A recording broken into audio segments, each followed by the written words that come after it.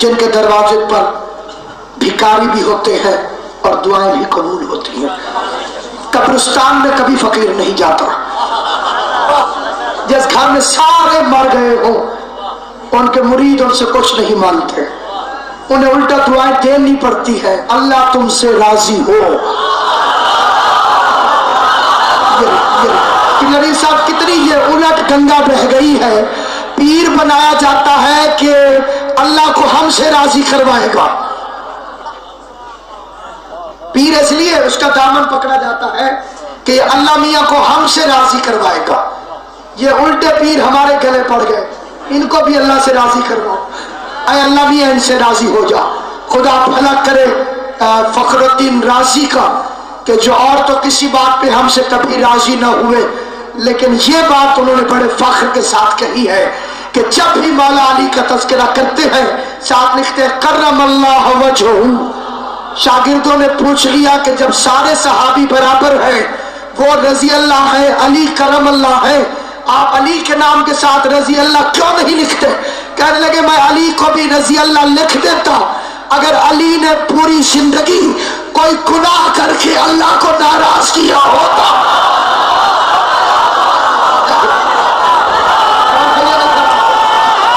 اگر پوری زندگی خدا کی قسم کائنات آدم و عالم میں اس سے بڑی گارنٹی, پوری زندگی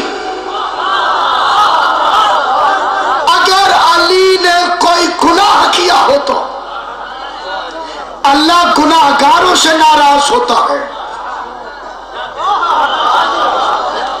300 کی اٹھنی رسول کو 900 میں دے دو پھر بھی اللہ ناراض نہ ہو. اللہ جب بھی ناراض ہوتا ہے وہ گناہگار سے ناراض ہوتا ہے. جب ناراض ہوتا ہے یہ بچے سارے یہاں سے اٹھا کے پیچھے بیٹھا دیں جلدی پورے. یہ میں نے آپ کو روز کہا کہ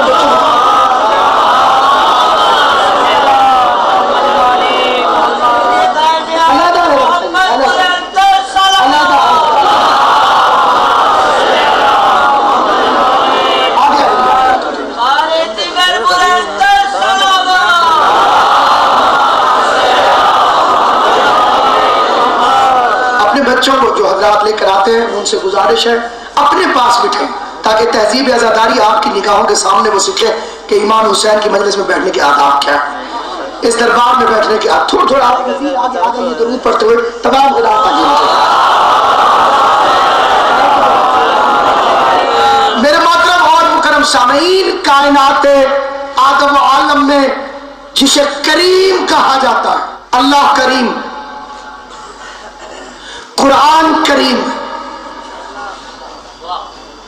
وَالصُّبْحِ إِذَا تَنَفَّسَ إِنَّهُ لَقَوْلُ رَسُولٍ کریم. مجھے سانس لیتی ہوئی صبح کی قسم, یہ قرآن میرے عزت والے رسول کی گفتگو کا نام ہے. خداوند قدوس ارشاد فرما رہا ہے وَالصُّبْحِ إِذَا تَنَفَّسَ, مجھے سانس لیتی ہوئی صبح کی قسم. جسے تم قرآن سمجھتے ہو یہ میرے عزت والے رسول کی گفتگو کا نام ہے. یہ بولتا جاتا ہے قرآن بنتا جاتا ہے. جن کی گفتگو کا نام قرآن ہو, جن کے روزمرہ کا نام اسلام ہو, اس خاندان کی عظمت کو سمجھیے. ان کی گفتگو ان کے گفتگو کا نام قرآن, ان کے روزمرہ کا نام اسلام, ان کے محاورے پہ اترا قرآن, ان کے گھر کی گفتگو پر اترا قرآن. یہ امیر المومنین کا خطبہ ہے نہج البلاغہ میں کہ قرآن بنی ہاشم کے گھر کے محاورے پہ نازل ہوا. آپ حضرت ابو طالب کے شعر اٹھا کے دیکھ لیجئے اور قرآن کی سطروں کو اٹھا کے دیکھ لیجئے, قرآن کی قسم کوئی فرق نظر نہیں آتا, نہ مضمون میں, نہ بندش الفاظ میں, نہ وکیبلری کے اندر.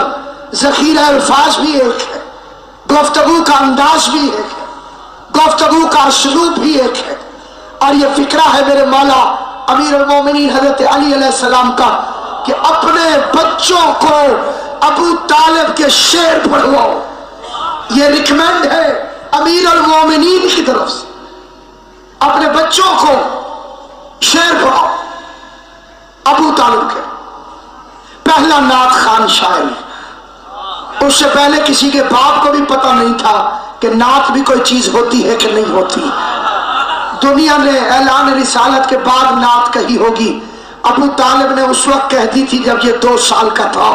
طواف کے دوران مصطفیٰ کو پسینہ آ گیا تھا، حضور کو اپنے کندھوں پہ ابو طالب نے بٹھا لیا، رش کے اندر بلند کر کے پہلا شعر پڑھا، جس نے چلچلاتی ہوئی دھوپ میں ابر کرم کی بارش دیکھنی ہو وہ میرے بھتیجے محمد کے ماتھے سے گرتے ہوئے پسینوں کے قطروں کو دیکھ، جس نے ابر کرم کی بارش دیکھنی ہو چلچلاتی ہوئی دھوپ میں۔ ایک فکرہ عرض کرتا ہوں، لیکن صاحبان فکر کے لیے فکرہ ہوتا کہ جمشید الحسنی صاحب آپ کی نظر کرتا ہوں، یہ فکرہ علی کیا فرما رہے ہیں؟ اپنے بچوں کو ابو طالب کے شعر پڑھاؤ۔ یہ بیٹا باپ کی تعریف نہیں کر رہا، نہج البلاغہ کا ادیب دیوان ابو طالب پر اپنی ناقدانہ رائے کا اظہار کر رہا، یہ ادیب نہج البلاغہ بول رہا، نہج البلاغہ بول رہی ہے عمران کے شعروں کی تعریف میں، عمران کا شعر بول رہا ہے اپنے باپ کے شعروں کی تعریف۔ سامعین گرامی قدر، یہی وجہ ہے کہ اللہ کریم، قرآن کریم، اور اب قرآن کہہ رہا ہے کہ رسول بھی کریم، اب وارث ڈھونڈو رسول کا۔ یہ تو آپ کہہ رہے ہیں نا کہ آل محمد بھی کریم، بھائیوں سے پوچھو کرم اللہ وجہہ کون ہے؟ سارے صحابہ میں ایک ہے جس کے لیے لفظ استعمال کرم اللہ وجہہ۔ اور پھر فخر الدین رازی سے پوچھا گیا علی کرم اللہ کیوں ہے؟ کہ پوری زندگی علی کا ماتھا بتوں کے سامنے نہیں جھکا، پوری زندگی۔ آج کل مجلسوں میں چادر والا بندہ چپ ہو کے بیٹھے تو اس کی تلاشی ہو جاتی ہے، اور ہے یا نہیں؟ آپ کی توجہ میرے محترم اور مکرم سامعین، دنیا کو فضائل علی میں ہونے والی واہ واہ سے بھی بڑی تکلیف ہے۔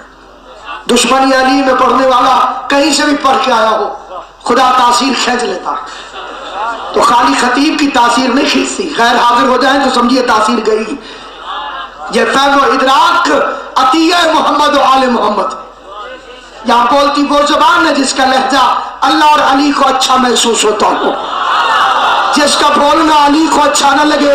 لوگ کہتے ہیں صاحب چپ کر کے مجلس سننا چاہیے، تو باہر بھی گنگے بن کے بیٹھے رہا کرو، ہر جگہ بولیں گے لیکن یہاں پر بولنے کی توفیق نہیں ہوگی، کیونکہ یہاں بولنے کی توفیق خود آل محمد عطا فرماتے ہیں۔